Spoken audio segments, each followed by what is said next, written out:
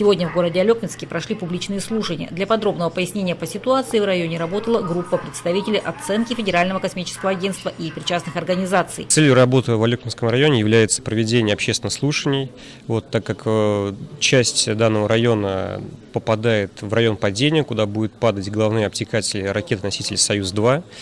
Данные обтекатели сделаны из алюминия, из углекислопластика, то есть простых элементов, не оказывают какое-то химическое засорение окружающей среды, кроме механического.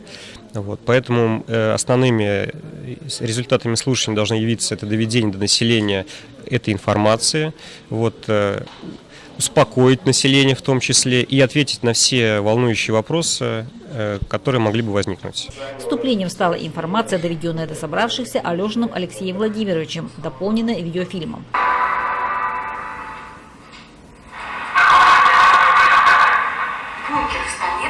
На предложение задавать вопросы активно отреагировали как депутаты районного совета, так и население. И хотя общее количество зарегистрированных было 50 человек, дискуссия заняла около 3 часов. Рассматривались ли вопросы по падению этих остатков, ракеты в районах прохождения газопровода Сила-Сибири и СТО?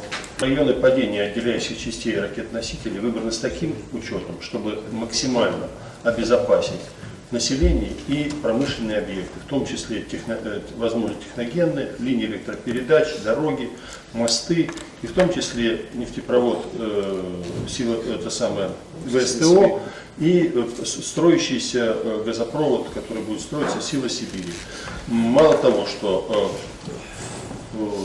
когда мы первоначально планировали разместить район падения, то он касался у нас ВСТОшного нефтепровода. Были внесены коррективы, и он был отодвинут. Вопросы были различные: возможный вред для населения, проведенные лабораторные исследования, предполагаемые места падения, страховой риск. Вопросов действительно было очень много, причем хочется отметить, что вопросы были очень грамотно, некоторые сформулированы, что требовало определенных подготовки. На вопросы старались ответить полно, по некоторым будет дан ответ в письменном виде чуть позже. Некоторые вопросы мы взяли на проработку и будем отвечать по результатам подписания протокола. При этом совещание прошло достаточно быстро, спокойно, не было каких-то дерганий, суеты. Мне, если честно, очень понравилось.